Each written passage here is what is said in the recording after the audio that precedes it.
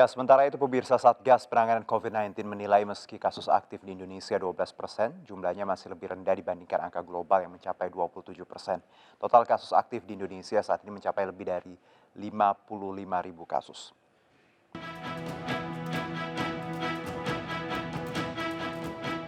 Koordinator Tim Pakar dan Juru Bicara Satgas Penanganan COVID-19, Wiku Adhisa Smito menyebutkan, data per 12 November 2020 terdapat penambahan kasus positif sehingga total menjadi lebih dari 55.000 kasus atau sekitar 12,22%. Namun kasus aktif ini masih lebih rendah dari rata-rata dunia yang mencapai persentase 27,6.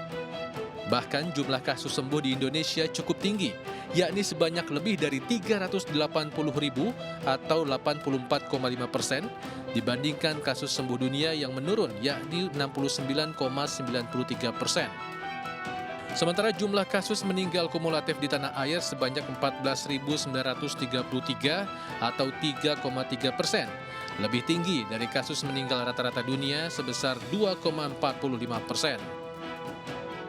Terjadi penambahan kasus positif sejumlah 4.173, di mana jumlah kasus aktifnya adalah 55.274 atau 12,22%, di mana kasus aktif dunia adalah 27,6%. Untuk itu pihaknya mengajak semua lapisan untuk menjadikan data-data sebagai acuan dalam mengendalikan COVID, sehingga angka positif dan meninggal segera berkurang serta tidak muncul kasus baru. Dari Jakarta, Ade Firmansyah, iNews melaporkan.